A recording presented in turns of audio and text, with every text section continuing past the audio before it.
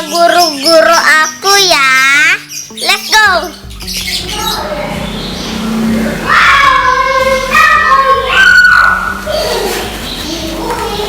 Assalamualaikum, saya Bu Umi, nama panjang saya Sri Umi Lestari, guru dari PAUD Bintari Permai. Assalamualaikum warahmatullahi wabarakatuh. Perkenalkan, nama saya Ida Holida. Saya mengajar di TK Islam Nurul Hidayah Reni Jaya dan saya mengajar di kelompok A1. Assalamualaikum warahmatullahi wabarakatuh. Halo, perkenalkan, saya Nurmalina.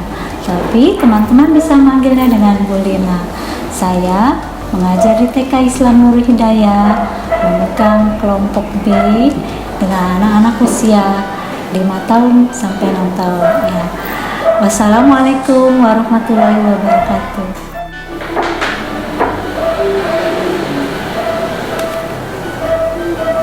Assalamualaikum warahmatullahi wabarakatuh.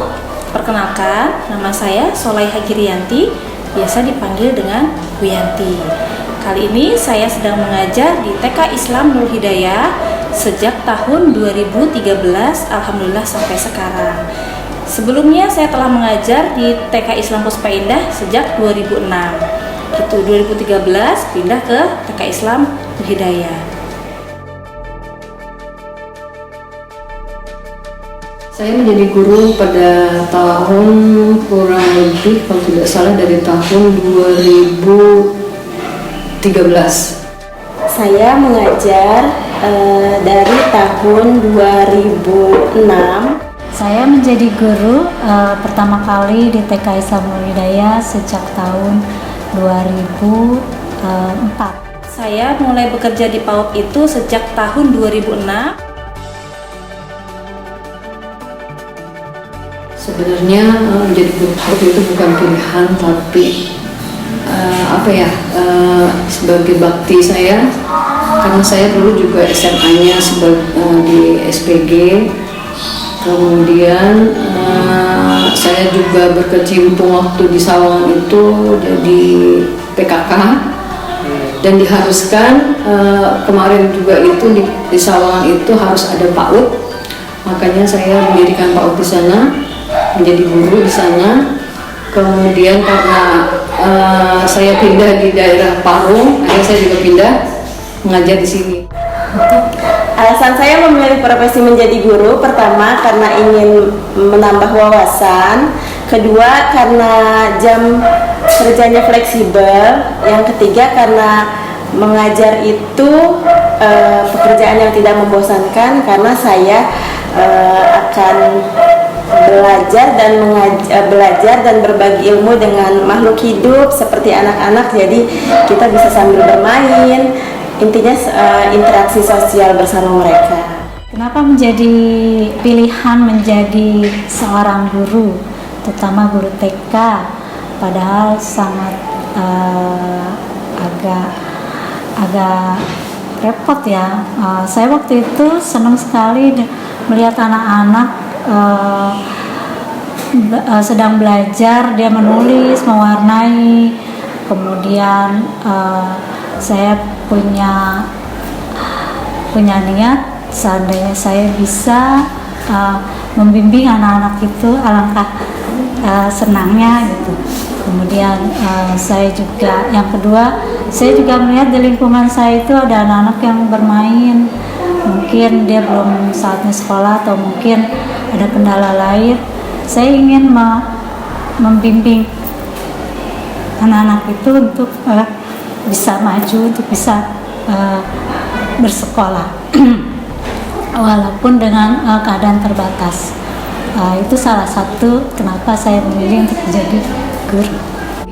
Menjadi guru PAUD untuk mendedikasikan diri saya untuk memberi ilmu kepada anak-anak sembari belajar dan bermain, biar pendidikan di anak usia dini ini tidak terbengkalai gitu. Karena mungkin anak-anak itu adalah pribadi yang unik gitu, dan dari awal itu saya mencari pekerjaan yang banyak nyanyinya sebetulnya.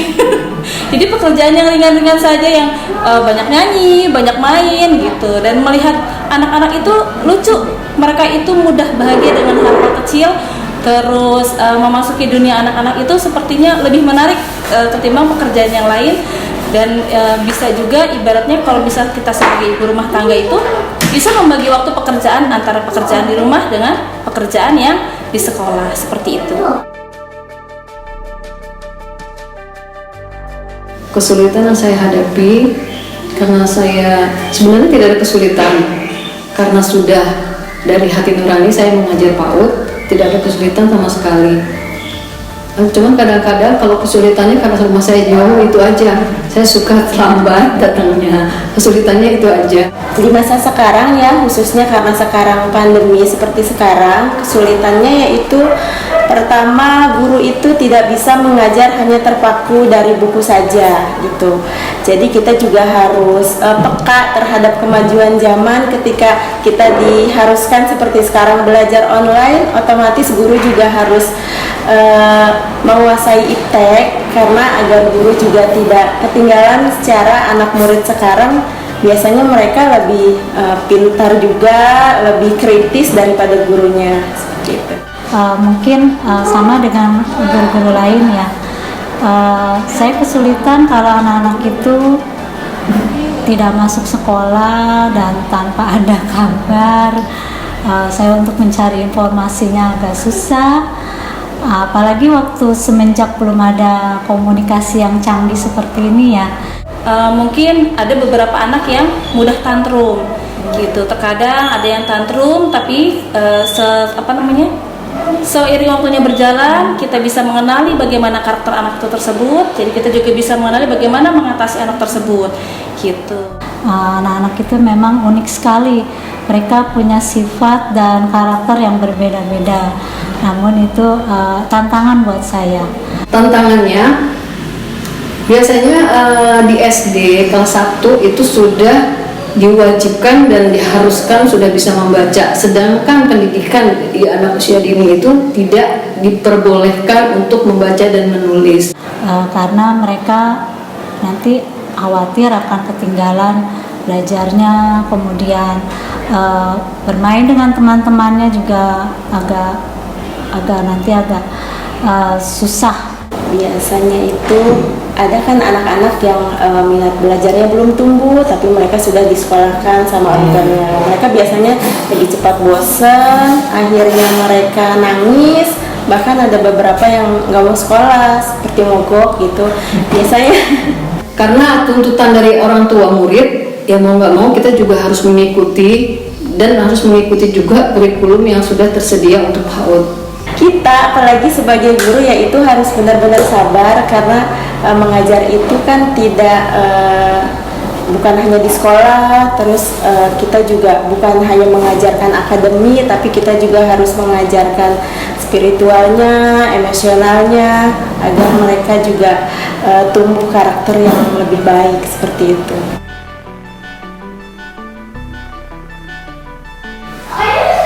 Bila melihat anak-anak, alhamdulillah kalau melihat anak-anak itu sudah bisa bersosialisasi dengan dunia luar, dengan teman-teman, bisa berbagi. Ya, sejak menjadi guru ada hal yang menyenangkan. Yang paling menyenangkan adalah jika anak-anak itu bisa menerima ilmu yang saya transfer. Menyenangkan sih, semuanya menyenangkan menjadi guru itu, apalagi ketika kita misalnya di jalan, anak dulu yang kita ajarkan sudah besar, kita sudah lupa ya, karena mereka sudah besar, tuh mereka masih Bu Guru, masih panggil Bu Guru. Itu sih menurut saya yang berkesan banget. Kemudian alhamdulillah juga kalau bisa sudah mengenal, apalagi bisa membaca dan menulis. Kalau liburan itu agak lama ya, terus anak-anak ada yang menghubungi saya, itu senang sekali. Kenangan-kenangan mereka dengan tingkah laku yang lucu-lucu, karena setiap anak itu memiliki sifatnya masing-masing, Misalnya dalam satu kelas itu 20 anak, maka kita harus mempelajari 20 karakter yang berbeda dengan 20 kenangan juga yang berbeda di setiap tahunnya. Jadi akan ada kenangan manis tersendiri dari mereka.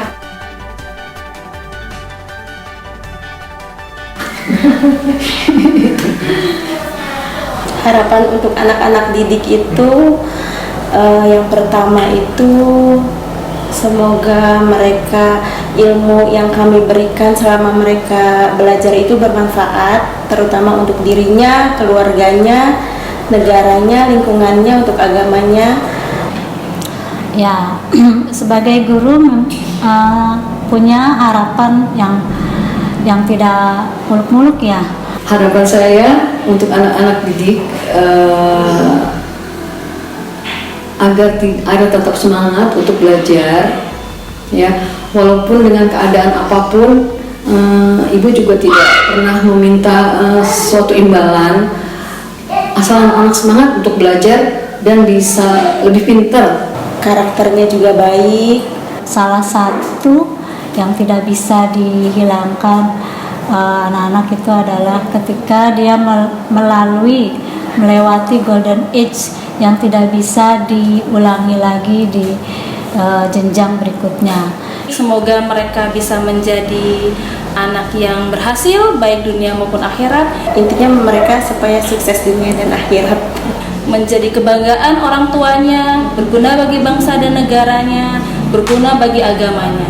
Dan sebagai profesi guru, ya, lebih diperhatikan dalam bidang keuangan, Untuk profesi guru, harapan untuk profesi guru, semoga guru-guru yang ada di Indonesia semakin maju, semakin mencintai pekerjaannya. Karena ketika mereka sudah mencintai pekerjaan sebagai guru, maka kesulitan apapun mereka akan bisa hadapi dan akan terasa senang. Tunjangan dari pemerintah dan bantuan-bantuan tidak diperlambat atau tidak terlalu banyak birokrasi gitu.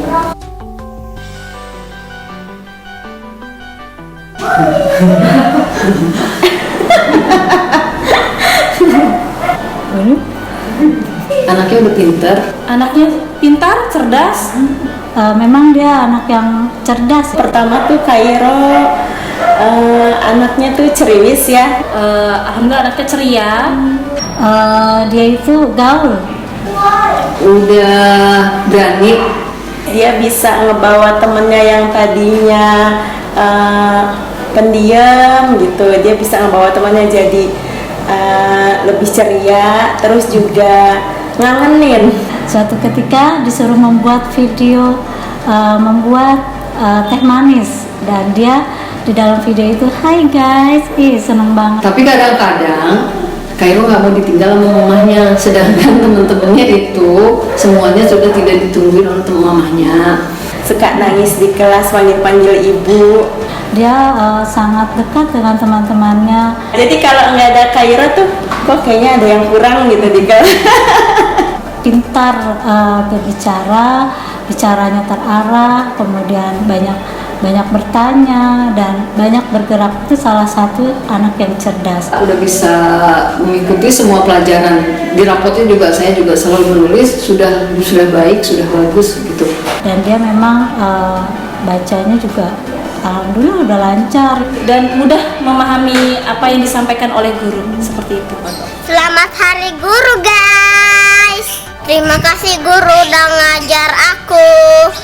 I love you, guru.